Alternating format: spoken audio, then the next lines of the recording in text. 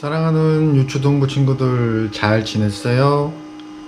지난주에도 여러 친구들이 말씀 묵상하는 모습 보내줘서 잘 봤어요.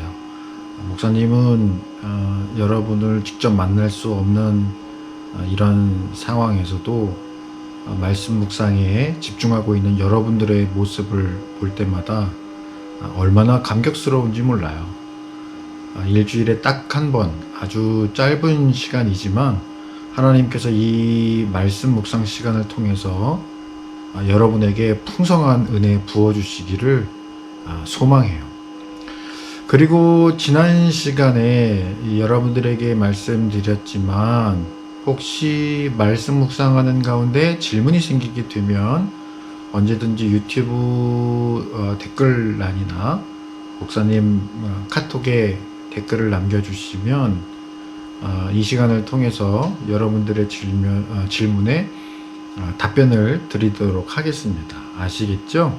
예수님의 정체성에 대한 성경의 예언과 성취에 대해서 오늘도 말씀 이어나가겠습니다. 오늘은 신명기 18장 18절 말씀과 마태복음 21장 11절 그리고 사도행전 3장 20절부터 22절 이렇게 세 군데의 말씀을 가지고 함께 묵상을 나눠볼 건데요. 지난주처럼 목사님이 읽을 때 여러분들도 화면 보면서 같이 읽었으면 좋겠어요. 뭐 큰 소리 아니어도 상관없어요. 작은 소리라도 따라서 읽었으면 좋겠습니다. 시작할게요. 자, 신명기 18장 18절 말씀부터 읽어볼까요? 내가 그들의 형제 중에서 너와 같은 선지자 하나를 그들을 위하여 일으키고 내 말을 그 입에 두리니 내가 그에게 명령하는 것을 그가 무리에게 다 말하리라. 아멘. 자, 이제 신약으로 넘어와서요. 마태복음 21장 11절 말씀입니다. 무리가 이르되 갈릴리 나사렛에서 나온 선지자 예수라 하니라. 아멘. 신약에서 하나 더해요. 사도행전 3장 20절부터 22절까지의 말씀. 또 주께서 너희를 위하여 예정하신 그리스도 곧 예수를 보내시리니 하나님이 영원전부터 거룩한 선지자들의 입을 통하여 말씀하신 바 만물을 회복하실 때까지는 하늘이 마땅히 그를 받아두리라. 모세가 말하되 주 하나님이 너희를 위하여 너희 형제 가운데서 나 같은 선지자 하나를 세울 것이니 너희가 무엇이든지 그의 모든 말을 들을 것이라. 아멘. 지난 시간에 우리는 임마누엘이라는 예수님의 정체성을 이야기했어요. 무슨 뜻이었죠? 하나님이 우리와 함께 계시다 라는 뜻이었어요. 예수님이 바로 그 증거시죠. 사실 거룩하신 하나님이 죄 가운데 살아가는 우리 인간과 함께 하실 이유가 없어요. 우리를 사랑하시지 않는다면 말이죠. 성자 하나님이신 예수님이 이 땅에 오셔서 우리와 함께 사심으로써 우리를 사랑하신다는 사실 중의 사실을 증명하셨죠. 그 사랑이 아니면 우리는 결코 구원받을 수 없었어요. 참 감사하지요. 기쁜 일이에요. 예수님은 임마누엘이세요. 사랑이세요. 잊지 마세요, 여러분. 자, 오늘은 예수님의 다른 정체성에 대해서 말씀을 나눌 거예요. 아까 우리 본문 말씀 같이 읽어봤는데 뭔지 기억나나요? 예수님의 다른 정체성, 바로 선지자예요. 구약시대 때 하나님께서 친히 쓰실 사람들을 부르실 때 그 사람을 세우던 전통적인 방법이 있는데요. 바로 기름을 머리에 붓는 것이었어요. 이 방법으로 세움을 받던 사람들이 왕, 제사장, 그리고 선지자였어요. 선지자는 그러면 어떤 일을 했을까요? 선지자라는 이름을 한자어로 풀면 먼저 미리 무언가를 알게 된 사람이라는 뜻이에요. 선지자는 하나님의 말씀을 왕과 나라와 모든 백성들에게 또 전해준 사람이에요. 그러려면 선지자가 먼저 하나님께 말씀을 듣고 알아야겠죠. 그래서 성경을 우리말로 번역하면서 선지자라고 하는 단어를 사용하게 된 것 같아요. 그리고 성경을 읽다 보면 선지자에 대한 다른 호칭도 나오는데요. 예언자라고 부르기도 했어요. 예언이라는 말 들어봐서 알고 있죠. 무슨 뜻이죠?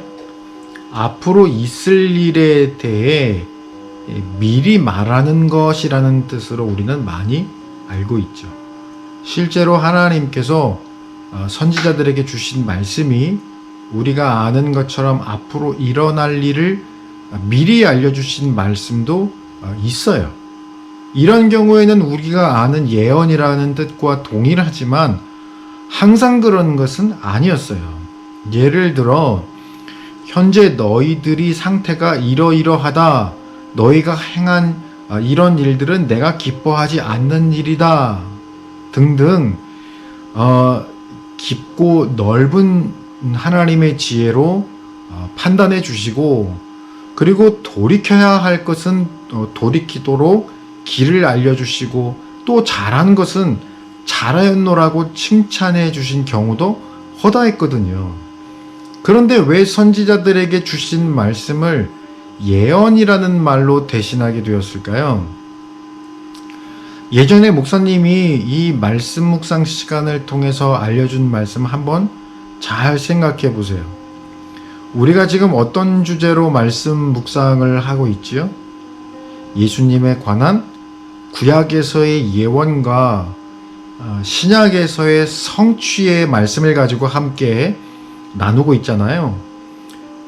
이제 좀 감이 잡히나요? 구약은 옛 약속이라는 뜻이라고 했는데 어떤 약속이라고요? 예수님이 구원자로 이 땅에 오실 것이다. 이 의미를 담고 있다고 했죠. 바로 이 약속이었단 말이에요.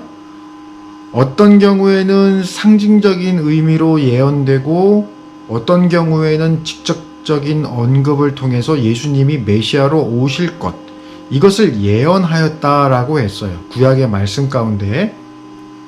즉 선지자들을 통해서 주신 말씀들이 모두 예언이라고 볼 수 있었던 것은 이 말씀을 받던 당시에는 이 말씀이 지혜를 주시거나 혹은 지적을 하시거나 회개를 요구하시는 등의 내용이었다 할지라도 그 말씀들의 저 깊이에는 바로 예수님에 대한, 예수님의 오심에 대한, 그리고 예수님이 하실 일들에 대한 예언적 의미가 숨겨져 있기 때문에 예언이라고 불리어도 전혀 문제가 없는 거예요.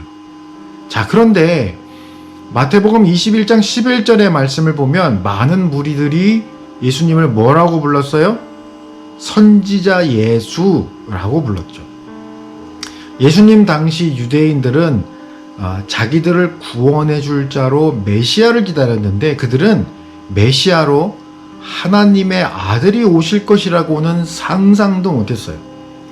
구약시대에 활약했던 엘리야 같은 선지자가 올 거라고만 생각했죠.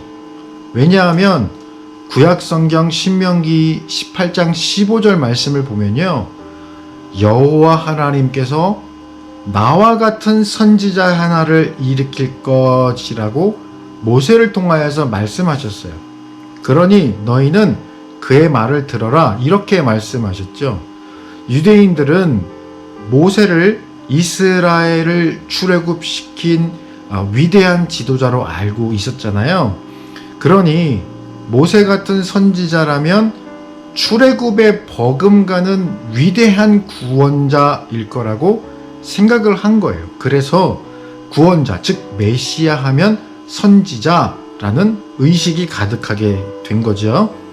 그래서 예루살렘에 입성하신 예수님을 사람들은 이스라엘을 구원해 줄 선지자 예수라고 부르는 거죠. 구약의 말씀에 의하면 그렇게 틀린 말은 아니지만 신명기 18장 말씀에서 그런 의미로 너 같은 선지자를 일으키겠다라고 하시는 것은 아니에요. 장차 오실 예수님께 선지자라는 정체성을 부여하신 이유는 18절 그 뒤에 나와요. 내 말을 그 입에 두리니, 내 말을 그 입에 두리니. 이 말은 무슨 말이냐 하면 앞에서 목사님이 선지자의 의미에 대해서 설명해 준 것처럼 선지자는 말씀의 전달자라는 의미예요. 선지자는 그 입술뿐 아니라 에스겔서 3장 10절 말씀을 보면 모든 말을 마음에 받아야 한다라는 말처럼 그 마음에 하나님 주신 말씀을 그대로 담아두어야 하거든요. 자기가 그 말씀을 신뢰하고 믿어야 하거든요. 그리고 그 말씀을 그대로 입술로 고백하고 전해야 되거든요. 즉 예수님의 존재 자체가 그 입술에 두신 약속의 실현이고 또 그의 마음에 두신 말씀의 실체, 형상이라는 뜻이에요. 그렇다고 마태복음 21장 11절에서 사람들이 예수님을 선지자라고 한 것이 적당하지는 않았어요. 왜냐하면 예수님은 선지자가 아니라 선지자들을 보내신 하나님 당신 그 자체이시기 때문이에요. 그는 하나님의 아들이며 또 하나님 자신이시기도 해요. 그런 의미에서 메시아와 선지자는 동일한 의미로 사용될 수가 없는 거죠. 오늘은 조금 어려웠죠. 조금 어려웠을 거예요. 오늘 이 어려웠던 이야기들을 앞으로 목사님이 조금씩 풀어드릴게요. 오늘 이해하기 조금 어려웠다면 이것만 여러분 기억하세요. 오늘날을 살아가는 우리 그리스도인들 역시 복음을 전하고 증거해야 하는 하나님의 말씀을 입에 받은 자들이에요. 그런 의미에서 우리들 모두가 이 세대를 향한 선지자로 부르심을 입은 것이죠. 이것은 우리의 사명이기도 하고 교회의 사명이기도 해요. 그렇기 때문에 오늘날 교회는 결코 하나님의 말씀을 잃어버려서는 안 되는 거예요. 성령 하나님께서는 선지자적 사명을 가지고 있는 교회를 향해 그리고 믿음을 가지고 있는 우리를 향해 지금도 입에 담을 말씀을 주시거든요. 그리고 나아가 세상에서 담대히 말씀을 전하라고 하시거든요. 그러나 유감스럽게도 오늘날의 많은 교회들이 이 말씀을 잃어버렸어요. 선지자적 사명에 눈을 뜨고 있지를 못해요. 목사님은 우리가 하고 있는 이 말씀 묵상을 통해서 말씀과 사명을 향하여 여러분의 눈이 띄어졌으면 좋겠어요. 그것이 또 목사님이 가지고 있는 사명이기도 하네요. 자, 우리 같이 한번 기도하겠습니다.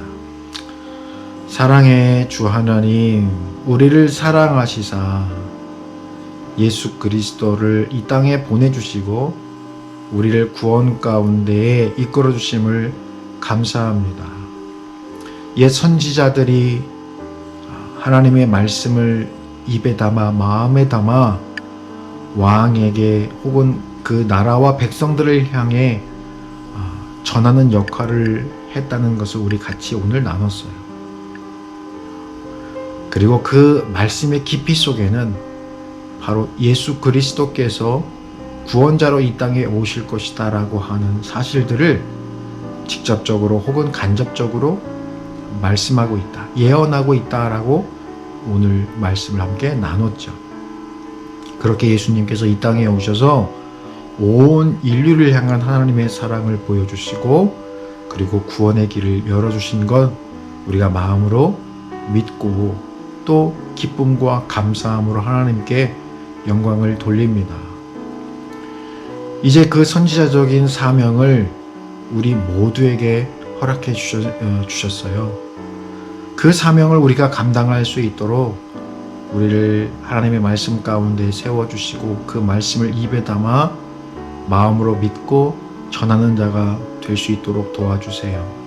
말씀을 점점 잃어버리고 말씀이 점점 사라져가고 있는 이 어려운 때에 우리 사랑하는 친구들 모두가 이 선지자적인 사명을 잘 배우고 잘 깨닫고 그리고 믿음으로 받아들여서 마지막 때에 정말 선지자적인 역할 그리고 증인으로서 잘 살아갈 수 있게 잘 자랄 수 있게 하나님 축복해 주세요. 오늘도 말씀 가운데 함께 하신 것을 감사드립니다. 예수님 이름으로 기도합니다. 아멘. 자, 지금까지 함께 해주셔서 또 고맙고요. 오늘 묵상도 촬영해서 보내주세요. 가급적이면 동영상으로 보내주시는 것이 더 좋겠어요. 또 질문 있으면 카톡이나 유튜브 댓글란에 글을 남겨주시고요. 자, 한 주간도 여러분들 잘 보내고요. 사랑합니다. 안녕.